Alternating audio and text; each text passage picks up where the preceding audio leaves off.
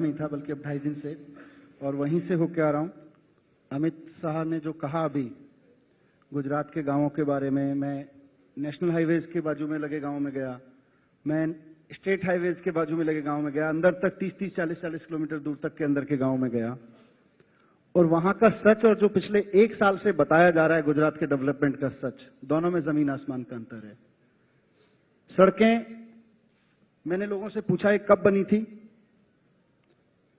मोदी जी कह रहे हैं कि हमने 12 साल में गुजरात को इधर से उधर कर दिया है। गुजरात सड़कों में 20-25 सालों से आगे था कनेक्टिविटी में।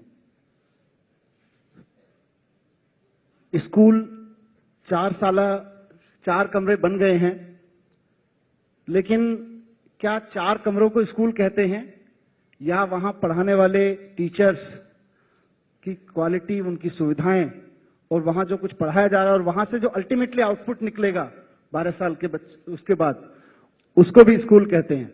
वो भी तो स्कूल है। मैं कई गांवों में गया और मैं नाम लेके बता सकता हूं। आप अहमदाबाद से बाहर निकलिए, महसाणा जिला बहुत नजदीक में है, महसाणा के गांव में गया, मैं कलोल के गांव में गया, कलोल से 20 किलोमीटर दूर के गांव में गया, वहां तक में टॉयलेट्स नहीं है। मैंने पूछा, ये बच्चियां आती हैं, बच्चे आते हैं, 4 कमरे बना के रखे हुए हैं, भैया यहाँ टॉयलेट्स हैं कि नहीं? टॉयलेट्स नहीं है जी। बच्चियां कहां जाती हैं? वैसे खुले में जाती हैं। मैंने कहा 15 लेडीज टीचर्स वहां पढ़ा रही हैं। मैंने पूछा लेडीज टीचर्स कैसे टॉयलेट जाती हैं? 8 घंटे 7 घंटे के लिए नौकरी करने आती हैं। आप, मुझे नहीं पता, मैं चैनल पे सब कहूं, वो उन्होंने मुझे बताया, प्रिंसिपल ने मुझे बताया कि हम वो कोने में जाती हैं और उससे पहले 2 टीचर्स को पहले खड़ा कर लेते हैं ताकि कोई उधर आए ना। ये विकास है। अमित शाह जी, क्या ये हकीकत है गुजरात? 1 मिनट में, अच्छा, और बोल रहे हैं। जो टीचर्स हैं उनसे मैंने बात की तो पता चला कि 5300 रुपए में कॉन्ट्रैक्ट पे टीचर रखे हुए हैं। आप पढ़े लिखे, आप इस देश का भविष्य तैयार कर रहे हैं, सिर्फ गुजरात का नहीं पूरे देश का भविष्य तैयार हो रहा है इन स्कूल्स में। आप 5300 रुपए में एक पढ़े लिखे नौजवान को लाके वहां कॉन्ट्रैक्ट पे 5-5 साल तक उसको 5300 रुपए की नौकरी कराते हो। आप उम्मीद करते हो कि उससे वो भविष्य तैयार करेगा देश का? मैं वाव में एक कॉलेज में गया, बहुत सारे कॉलेजेस में गया, मैं वाव के कॉलेज का आपको बता देता हूं। 618 स्टूडेंट, हायर एजुकेशन के लिए गुजरात सरकार का डेवलपमेंट का सच मैं आपके सामने बताता हूं। 618 स्टूडेंट्स वहां पे कॉलेज में पढ़ते हैं, और वहां पे 2 महीने पहले तक टीचर के नाम पे एक प्रिंसिपल था और कोई नहीं था। वहां के बच्चों ने वहां पे अनशन किया कॉलेज के बाहर बैठ के, तब जाके 2 और टीचर्स की वहां पे भर्ती हुई है।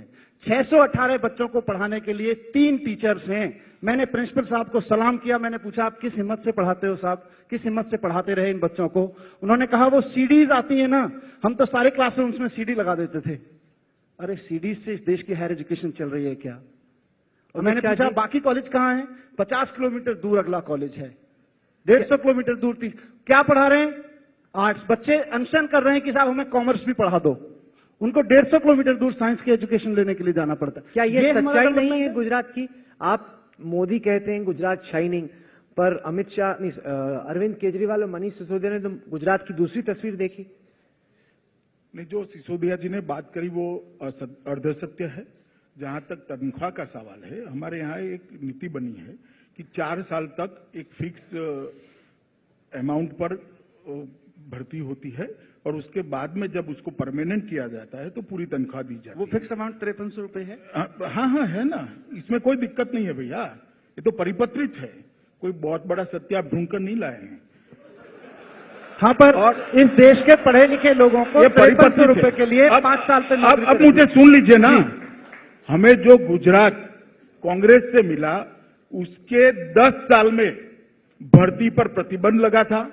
आर्थिक प्रबंधन इतना खस्ता हाल था कि गुजरात के फाइनेंस डिपार्टमेंट ने भर्ती पर रोक लगा दी थी।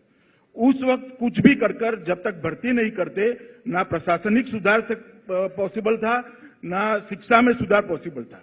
एक पॉलिसी बनाई गई कि किसी भी नए व्यक्ति को, चाहे वो तलाटी हो, शिक्षक हो या कोई और कर्मचारी हो, क्लर्क्स हो, उसको 4 साल तक एक फिक्स तनख्वाह दी जाएगी, और उसके बाद में उसको परमानेंट करने के बाद पूरी तनख्वाह दी जाएगी।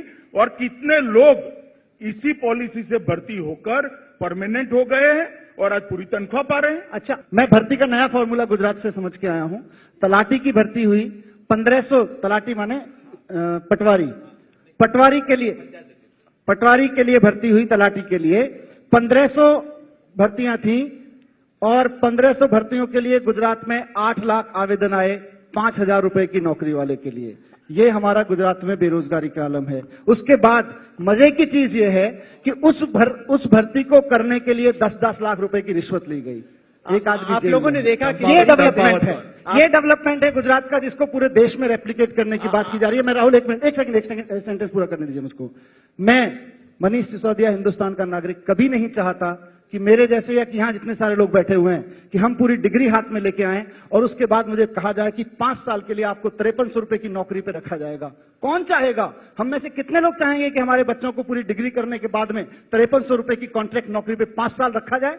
और हम में से कितने लोग चाहेंगे, other side of the story, हम में से कितने लोग चाहेंगे कि मेरा बच्चा जाके एक ऐसे स्कूल में पढ़े जहां पे 5300 रुपए की नौकरी पे एक अध्यापक को रखा गया है, उसकी नौकरी नहीं लग रही है। दिलचस्प, पर इससे सीमा बात की सुरक्षा का भी दिखता है अमित जी, और साथ साथ ये भी दिखता है कि मैं एक गांव में गया था, चरण का नाम है गांव का, सब लोगों ने सुना होगा, गूगल कर लीजिएगा।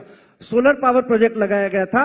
वहां के किसानों से जमीन जब फाइलों में बन गया, माइंड्स में बन गया कि वहां पे एक सोलर पावर का प्रोजेक्ट लगाना है, उसके बाद क्या किया, इससे पहले कि वो स्कीम अनाउंस होती, बीजेपी के नेताओं ने जाके सारी जमीन वहां 50,000 रुपए एकड़ में खरीद ली। और उसके बाद, नहीं एक मिनट पूरा कर दीजिए, 50,000 रुपए एकड़ में खरीद ली और उसके बाद 1 साल के अंदर अंदर वही जमीन बीजेपी के नेताओं से सरकार ने 27 लाख रुपए एकड़ में खरीदी। ये कौन कर रहा है? इसकी चिंता हम ना करें। हम सिर्फ ये कहते रहे कि आप बड़े बड़े भाषण देंगे, पाकिस्तान, चाइना, ये वो, और हम सुनते रहेंगे और हम गुलगुले बजाएंगे। हम तो जी टॉयलेट की बात भी करेंगे, हम किसानों की बात भी करेंगे, हम पटवारी की बात